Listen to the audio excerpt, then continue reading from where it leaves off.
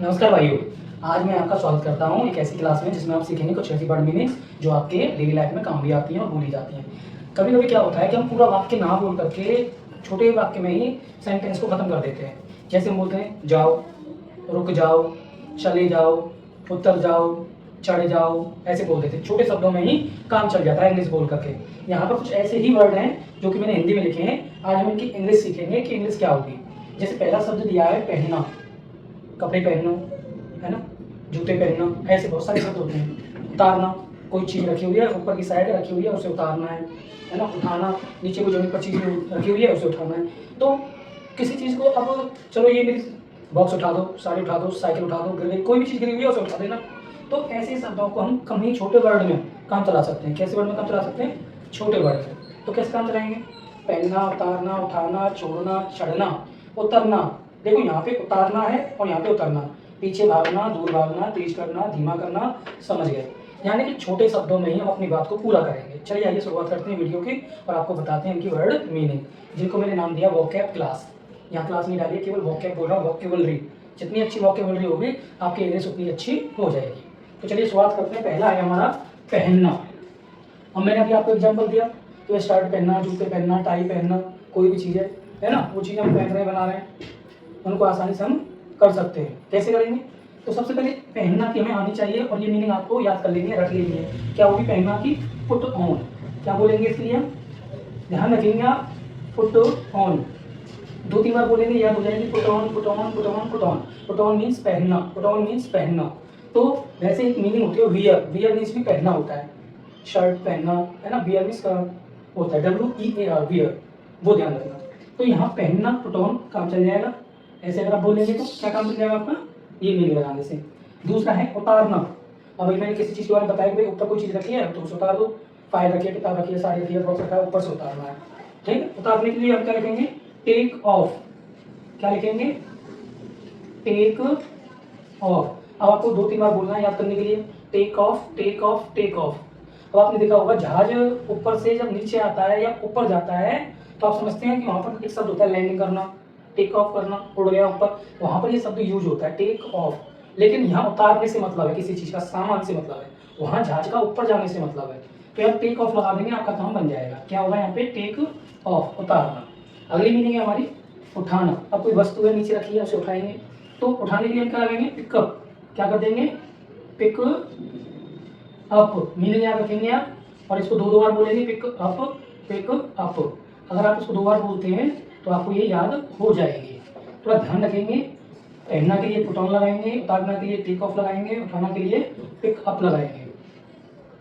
ठीक है, ऐसे करेंगे। अब छोड़ना के लिए हम क्या लगाएंगे भाई? Drop of. क्या करेंगे?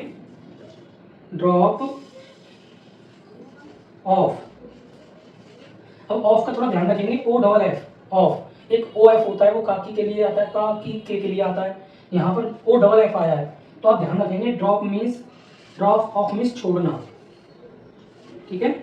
कोई छत पे से व्यक्ति है, उसने कोई सामान नीचे छोड़ दिया, बोलेंगे ड्रॉप ऑफ, तो छोड़ लो, मैं लपक लूंगा, पकड़ लूंगा, ऐसे करके। या फिर किसी व्यक्ति को हम छोड़ने जा रहे हैं, ड्रॉप करने जा रहे हैं, उसे अड्डे तक छोड़ने जा रहे हैं, उसे मंजिल तक छोड़ने जा रहे हैं, वहां पर भी हम इसका यूज कर सकते हैं, ड्रॉप ऑफ। तो ध्यान रखेंगे। अगली मीनिंग है चढ़ना। अब हमें जैसे चढ़ने के लिए मीनिंग क्लाइंब होती है, क्लाइंब चढ़ना, पहाड़ों पे चढ़ते हैं लोग, तो क्लाइंब, है ना। देर होती है क्लाइंबर, क्लाइंबर शब्द क्लाइंब से ही शब्द बना है, क्लाइंबर। तो वैसे चढ़ना की मीनिंग आपको मोस्टली क्लाइंब लगाई होगी आपने, लेकिन मैं आपको थोड़ी अलग बताऊंगा ताकि आप उसको भी याद कर लें। तो हमने यहाँ पे ड्रॉप ऑफ लिख दिया। क्या लिख दिया पहले? Drop of. अब चढ़ना के लिए गेट ऑन। क्या लगा देंगे? Get on. ध्यान रखेंगे, आप उसको बोलेंगे 2 बार। तो ये ऐसे वर्ड हैं जहां इंग्लिश कम शब्दों में बोल के अपना काम चला सकते हैं, ज्यादा बोलने की जरूरत नहीं पड़ेगी, लंबे सेंटेंस बोलने की जरूरत नहीं है, आप इन्हीं शब्दों से काम चलाइए। अभी किसने शर्ट पहननी है, शर्ट पहनो है, तो क्या करेंगे हम? पुट ऑन द शर्ट, ऐसे बोलेंगे, हो गया काम, है ना। उतारना, किसी शब्द, मान के चलो बुक को उतारना, बुक रखी हुई है, तो हम क्या बोलेंगे? टेक ऑफ द बुक, है ना। तो छोटे सेंटेंस, छोटे वाक्य, वाक्य याद रखेंगे। अब हमें यहाँ पे लगना है चढ़ना के लिए गेट ऑन, उतरना के लिए गेट ऑफ। क्या लिख देंगे हम यहाँ पर? गेट। अब देखो गेट से बहुत सारे, गेट अपने आप में बहुत सारे शब्दों का इसके अंदर समायोजित है। बहुत सारे हिंदी वर्ड गेट के साथ बनते हैं। अभी हमने गेट का यूज केवल 2 बार यहाँ पर यूज किया है, गेट ऑन और गेट ऑफ। तो अब आपको जल्दी से याद हो जाएगा गेट का और गेट का। यहाँ पे ऑन है, यहाँ ऑफ है। तो आप ध्यान रखेंगे, गेट ऑन मीन्स होता है चढ़ना, तो गेट ऑफ मीन्स होता है उतरना। तो आसानी से आप ये कर लेंगे। अब देखो पीछे भागना और दूर भागना, दो शब्द आए यहाँ पर, किसी का पीछा कर रहे हैं, पीछे भाग रहे हैं उसके, और या फिर दूर भाग रहे हैं किसी से, है ना, आगे निकल रहे हैं। दूर भाग रहे हैं तो क्या करना है ना, ध्यान रखेंगे। जैसे कि अभी हम यहाँ पे पीछे भाग रहे हैं किसी के, तो हम क्या करेंगे, रन आफ्टर। क्या लगा देंगे, रन तो लगाना ही लगाना है, रन, और उसके पीछे लगा देंगे रन आफ्टर।